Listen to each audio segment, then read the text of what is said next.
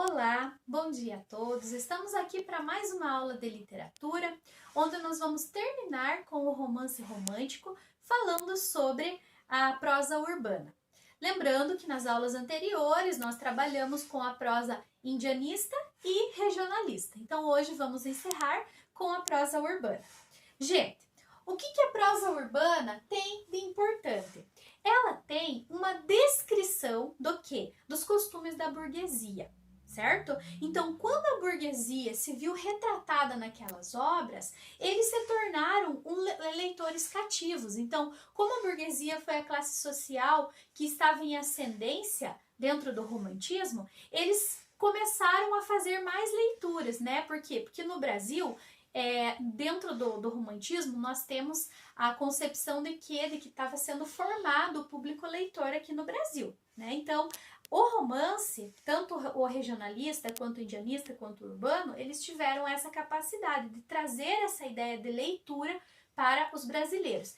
E como eles se tornaram público cativo desse tipo de produção, aí a imprensa também já começou a ter uma divulgação maior por causa do folhetim, que ainda continuou, né? Tanto que o romantismo ele é trabalhado justamente pelo folhetim.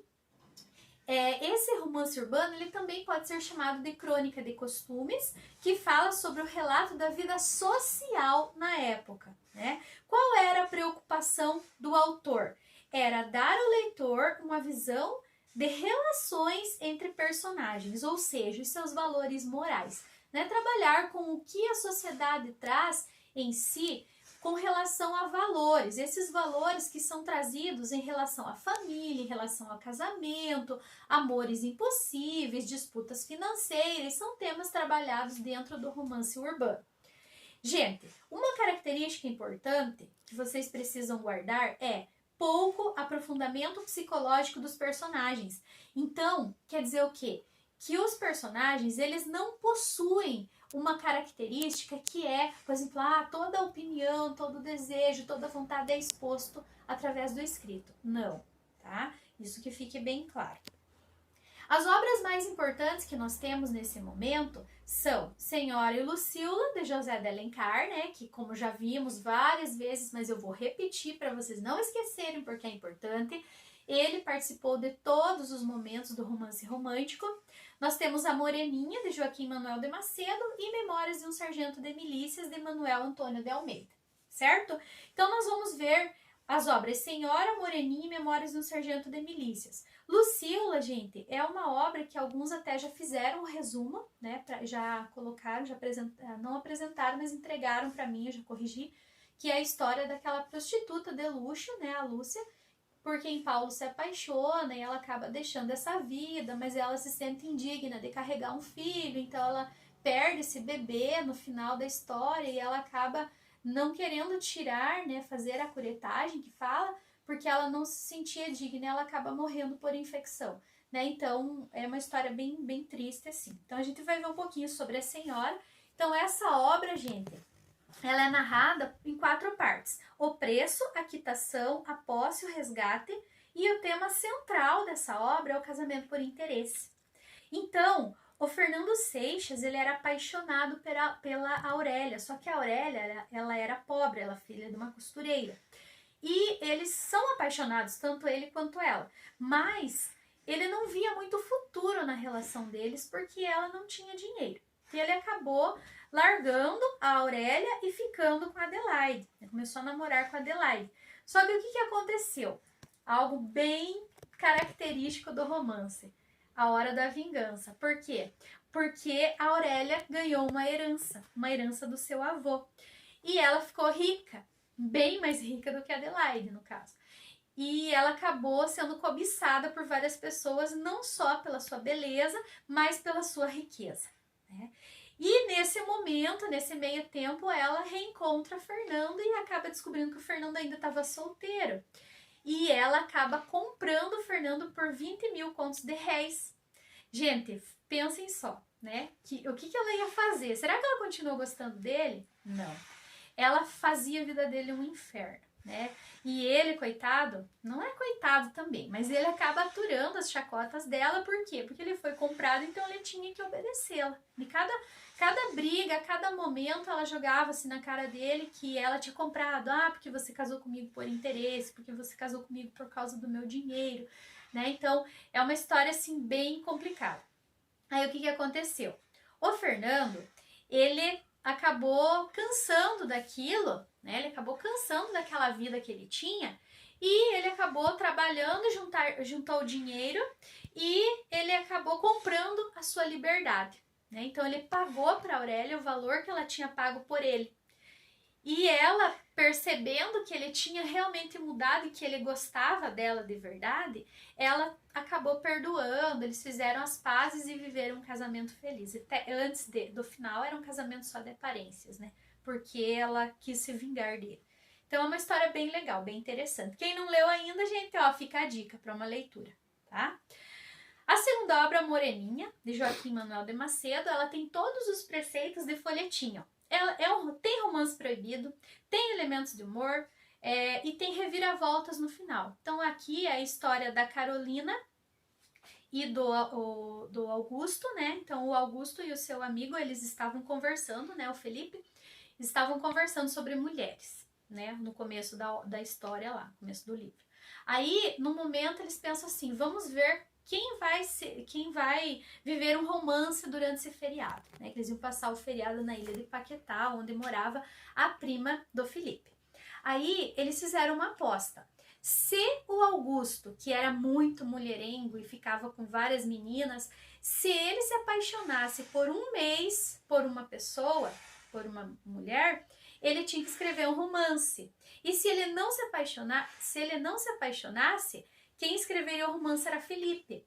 Então, o que aconteceu no final? Claro que ele vai se apaixonar. E justamente por Carolina, né, que é uma menina nova ainda, mas que ela despertou essa paixão pela forma como ela era. E no fim, gente, é o mais surpreendente. Por quê? Porque a Carolina, ela era uma namorada, uma menina que ele encontrou lá, que era a namoradinha de infância dele, e eles acabaram trocando presentes. E ele descobriu que ela era essa menina por causa de um camafeu, né, que ele acabou dando para ela. Camafeu é como se fosse uma joia, né, penduradinha, quando você abre tem a foto das pessoas ali. Então, gente, é uma história maravilhosa da nossa literatura. Tá? Então, no fim, né, nós temos o romance aqui, a Moreninha, porque ele teve que escrever a obra, tá? E o terceiro livro é Memórias de um Sargento de Milícias, é a história de um anti-herói, também era colocado no folhetim, por quê? Porque era característico naquela época, certo? Então, os capítulos eram curtos, geralmente se colocava um capítulo no folhetim, e o episódio sempre era completo, tá?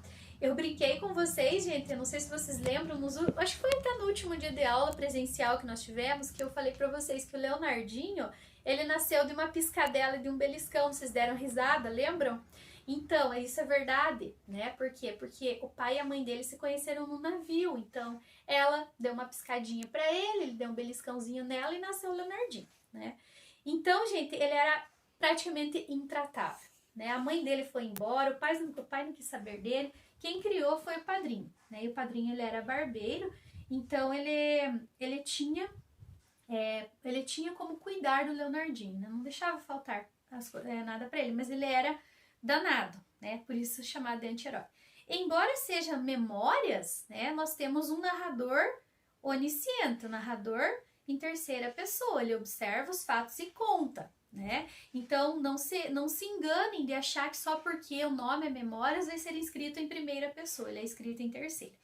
Gente, qual é a dinâmica dessa narrativa? Humor, situações amorais, né? Situações que não são de acordo com o que a sociedade colocava, uma conversa direta com o leitor, então o autor, o leitor, estava em constante conversa, diálogo, e as digressões, que são desvios momentâneos de assunto. Então, está falando sobre um assunto, de repente volta a falar de algo que não tem muito a ver com aquilo naquele momento. E a metalinguagem, né? Então, algumas características, elas já vão ser vistas depois no realismo, certo? É uma obra do romance, mas tem características diferentes, até porque não trata tanto assim da burguesia, trata de uma camada mais inferior, né? Então, gente, essas são as obras da prosa urbana que nós vamos ver. Eu gostaria que vocês abrissem a apostila de vocês lá na página 39. Na verdade, não é 39, é na 38, porque lá vocês têm um trecho do romance Senhora, né? Que a gente conversou agora sobre ele, né? Um trecho do romance Senhora. E, assim, eu quero que vocês pausem o vídeo um pouquinho para fazer a leitura desse trecho, para a gente discutir duas questões ali, beleza? Então, pausem um pouquinho o vídeo, gente. Beleza? Já fizeram a leitura? Então, lá na questão número 1, vocês têm lá na apostila, ó, na página 39, nós temos assim, ó. Esse romance é dividido em 4 partes. Isso nós vimos no slide, né? O preço, quitação, posse e resgate. O trecho lido pertence à parte final, resgate. Justifique essa afirmação comentando o texto. Gente, já foi dito que fala sobre o resgate, mas o que está sendo resgatado e quem está resgatando, né? Então, como vocês já leram, então a gente vai, né, ver por quê. Quem é, gente? É o Fernando. Então, o Fernando, ele está resgatando o quê?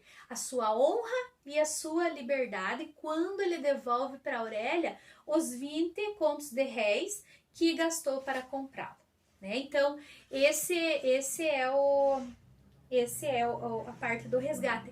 Gente, eu não sei, mas eu acho que lá antes eu falei 20 mil contos de réis. Não era 20 mil, é 20 contos, tá? Porque na hora que eu acabei pensando no dinheiro de hoje, acabei falando, mas é 20 contos, tá?